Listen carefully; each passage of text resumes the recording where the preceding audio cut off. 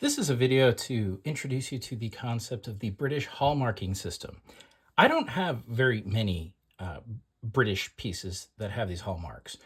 Um, I am not entirely sure why. In my area, I get a lot more German and Scandinavian silver. I think it's basically just because of who's moved here. But occasionally, I do find a British piece.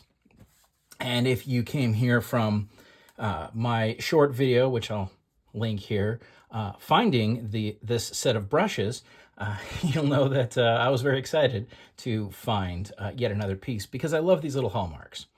Now, the way it works is that they don't say sterling, but when you look at something, you go, hey, that looks like silver.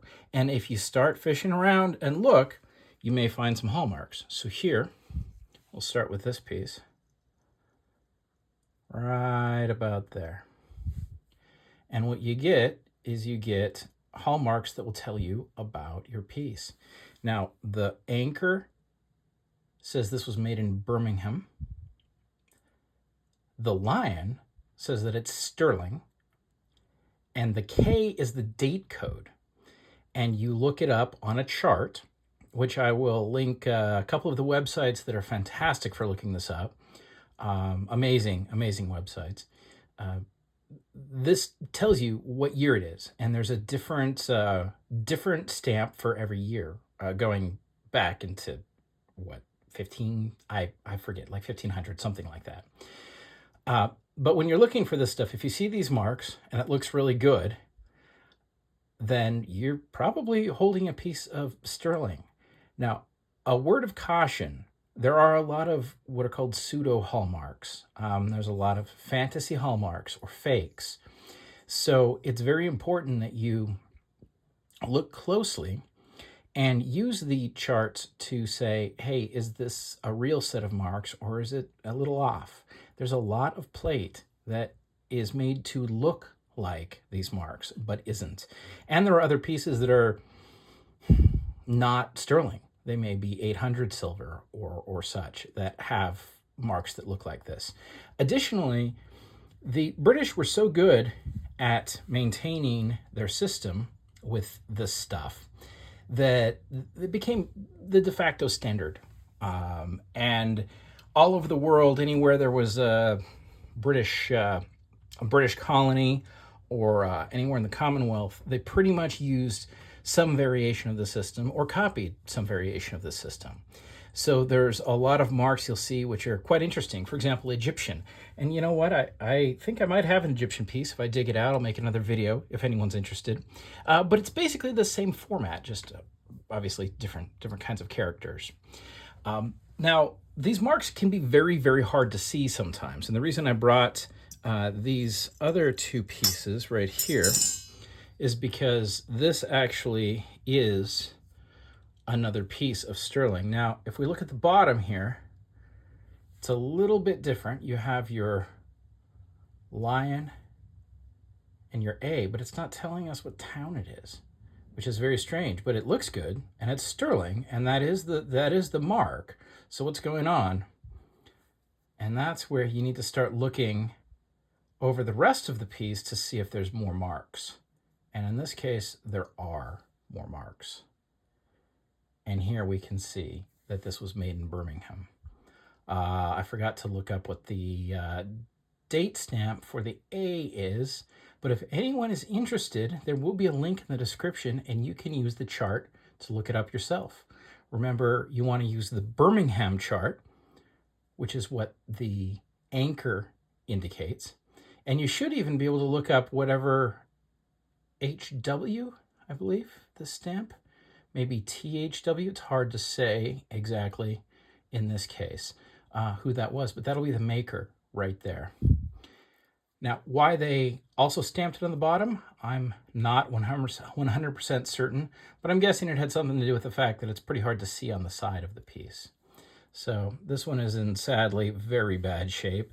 I don't have the stopper.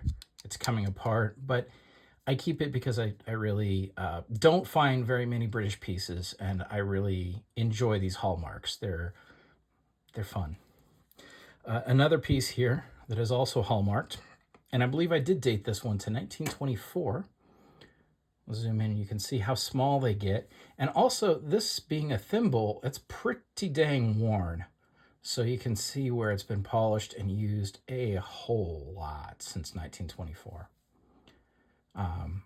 In fact, to the point where I think, yeah, see my fingernail in there? It's actually, this one's almost worn out. It's been in and out of someone's finger, or off and on of someone's fingers so much that they've actually worn it smooth inside, which I find delightful. I think it's great that this was probably used by at least a couple generations for a great deal of hard work as a thimble. Now, this last piece is actually, I think, my last piece of British hallmarked silver that I'm aware of. And there's a little bit of a mystery for me still on this one because I'm not sure. You have here your classic double-headed eagle motif. And the problem I have with this is that this motif has been used a lot by a lot of different people. So I am not certain what it's supposed to mean in this case. I got a little bit of schmutz on there I need to polish off. If anyone can tell me what this eagle means, I would be most grateful because I have ideas. Could be something for somebody's house, could be related to Freemasons. It could be a piece that was made for any number of European destinations. But what I can tell you is that it's great for serving mashed potatoes, and it's old. Sadly, it's a little bit, you can see here, it's been around so long, it's a little bit bent up, but it still works. It's actually quite a hardy, solid spoon. But let's look at the hallmarks, shall we? Let me see. Yes, thank you, phone, for being good. Now this one's fun because we actually can see on the very top there, you have the maker's mark. And then underneath that, you have your lion for sterling. And underneath that, the jaguar head, which is for London. And then that particular Q, I believe, dates it to 1809. So it is 100 years older than these combs I just found, or brushes that I just found. And then underneath that, I think that's the bust of the Mad King George. And this, as near as I can find out, because again, pardon me, and if anyone has more information, I would love to hear it. I have not really had much opportunity to possess or research British silver. So this is this video is intended for you to be able to identify it when you see it. It's not so much intended for you to actually take this information as gospel truth. So I believe that this is a journeyman's mark, and that would indicate that that particular journeyman had his own stamp probably.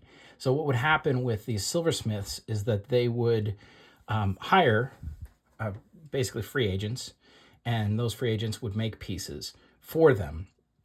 They weren't like on staff, they weren't apprentices, they didn't work for the silversmith. So they did each individual piece, and then they would have their own mark on it, which could be used for quality control. You know, who made this? Oh, this mark is, you know, Dave's. So, hey, David, why is this spoon so bad? That type of thing. And also for counting up at the end of the day, how many pieces did you produce? Here's all the ones with David's mark on it. So that's what I believe that mark is. And then it's a little unclear to me what's going on with the sovereign's head here with Mad King George. My understanding is it's a duty mark, and it seems to have had something to do with additional taxes and an additional assay to verify that this was silver. And I'm not sure exactly what the history of that is. I still, frankly, need to buy some silver books and educate myself more. But what I hope this video does for you is to introduce you to a type of sterling that doesn't say sterling. And if you see this out and about, you can hopefully identify it now too, and also know to look for these little teeny tiny marks, because they do get really, really teeny tiny especially on things like thimbles. And I also hope somebody knows exactly what this eagle means, because I would love to find out. I hope you're having a great day.